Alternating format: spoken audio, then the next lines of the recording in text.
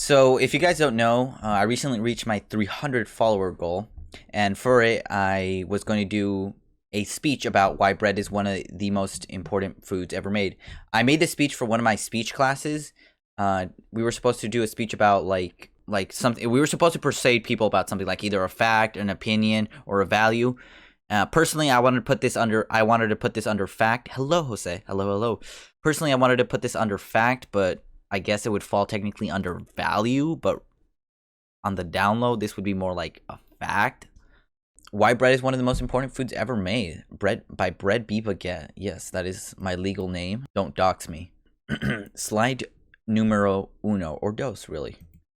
That's two. Okay. So, what is bread and where does it come from? So Webster defines bread as a usually baked and leavened food. Flatbread. Ooh, that was flatbread is actually is the earliest type of known bread, and that's because we didn't know how to make bread yeast and how it worked. So it wasn't really. Shut up, shut up.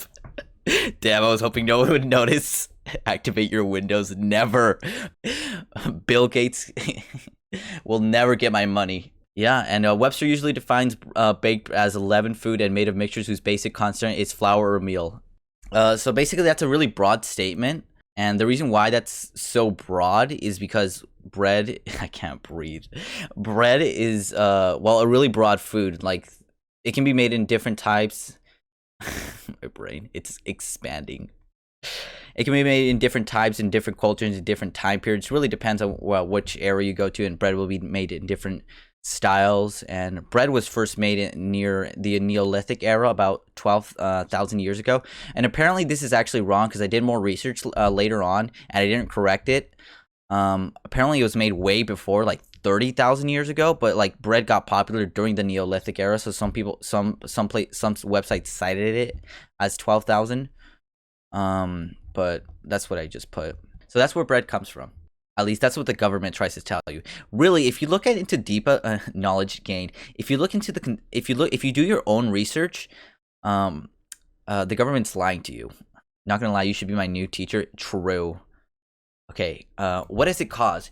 Now, this slide is really more like, what has the lack of bread caused? If you look out throughout history, the lack of bread has caused many famines, many deaths, and maybe even some wars. Can you tell that we were the bad kids in class? Oh, no. Yes, sir.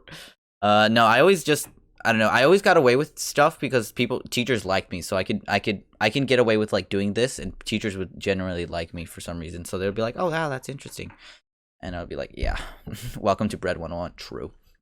And so yeah, if you look at throughout history, bread has caused the lack of it has caused many famines, many wars, and things like that. And I chose two notable examples. The first one was the Flour War of 1775 in France. There was over 300 riots in the span of 3 weeks. Now, the reason for this was because bread was about 60 to 80% of a family's spending wage during that time. So even a small increase in grain or wheat or flour would actually cause a lot of people to go hungry.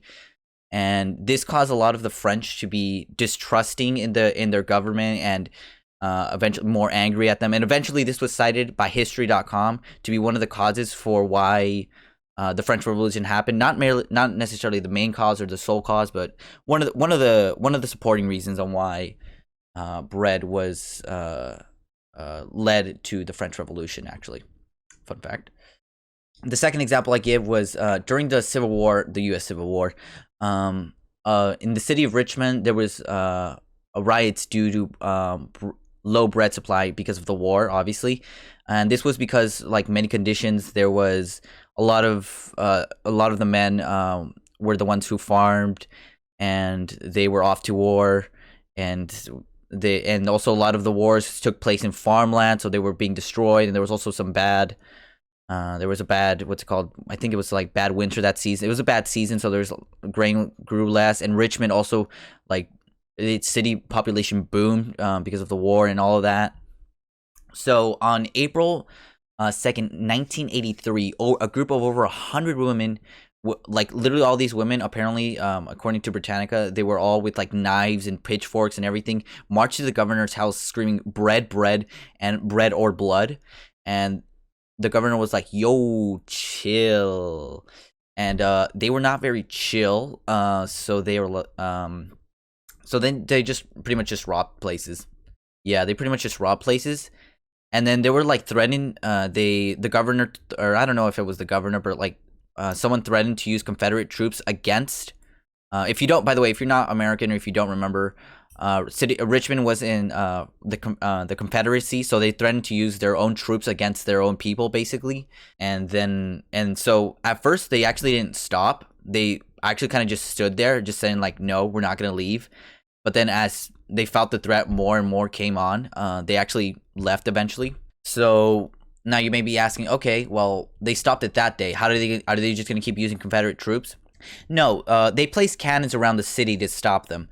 So that's the only way they stopped they stopped riots from further happening. They literally had to place cannons for people to stop trying to steal bread from stores and wheat and other foods. So it's kind of interesting if you look at how the lack of bread itself has literally just caused has been a supporting reason for like riot, literally the French Revolution and other things throughout history. So let's look at what bread has created. I mean, what really hasn't it?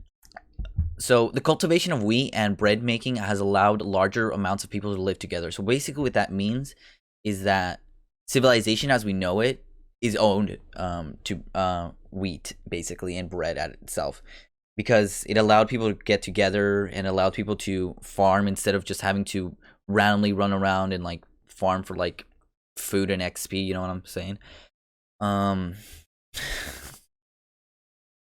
So then instead they could like get together and just do civilization and expand. And one of the bread is also one of the earliest known types of heated foods.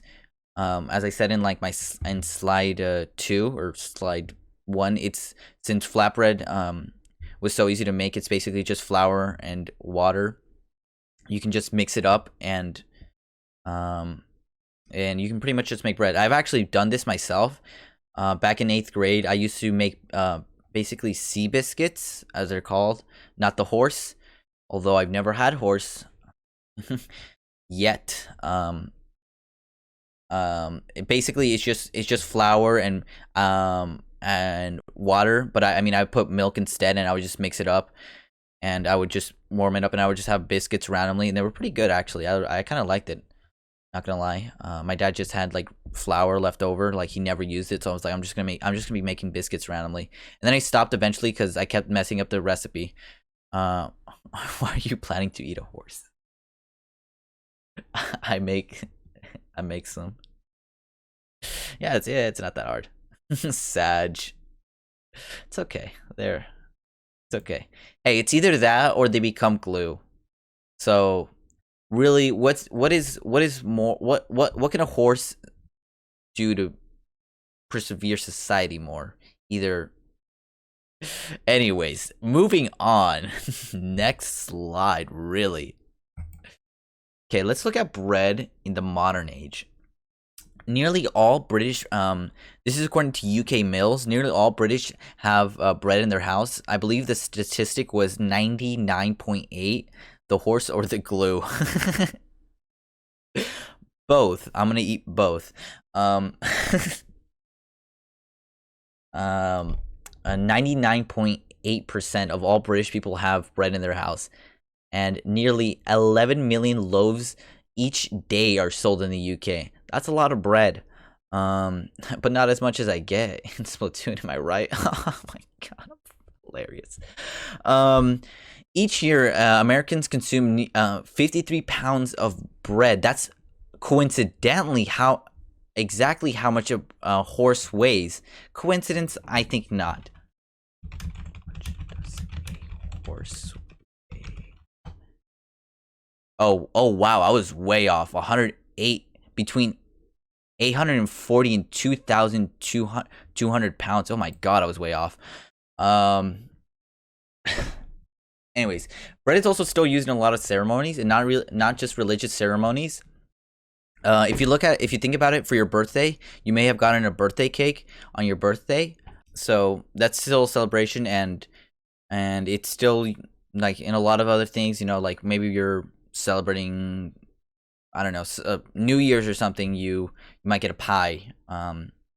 Yum, apple pie. Apple pie is delicious, and and it's still like, for example, in my culture, we have Los Reyes Magos, and we celebrate it by eating this kind of not concha, but like this kind of bread that's in like kind of an oval shaped, and we all cut it in pieces, and we so bread is really used in a lot of ceremonies, to a lot of celebration, things like that, and it's a lot more common than you even think about it. Like, pretty much go to any store and bread will be there, even if it's not like a grocery store, like a gas station, even something like Lowe's probably may have like some sort of snack that's bread or something like that, like a protein bar or granola bar or something along. Actually, granola bars, granola. What am I saying? But anyway, something along those lines, right? So bread it's still used. It's still eaten and used through all pretty much culture, really, as we know it. Next slide, really, and that's it. That's my bibliography. Yeah, that's it. Yeah, and I used some sites that literally had no statistics backing them up, like UK Mills. Although I guess UK Mills is its own statistic, right? Because they're the UK Mills. They're the ones that give bread to UK, so I guess that's fair enough. Yeah, that was a short one. I might make another one of these. I might make like a history of baguettes or something. Anyways, any questions? Any questions from the class? Any questions from the class? Anyone got some questions? Let's go to my favorite slide. Actually, I'm probably not gonna be able to answer them honestly because I only researched this, but yes, yes. Miss Tofu in the back. I don't know. Okay, perfect. I didn't understand anything. That's great. That's wonderful. Same, same. That is amazing. I'm glad. I'm glad that I forgot to do the coming together. I forgot to do the coming together. I forgot. So at the end, I did like a little coming together thing. So yeah, that was my speech on why bread is one of the most important foods ever made. It's still eaten through any culture you look at in the world. Pretty much anywhere you go, any store you go to, you'll be able to buy it.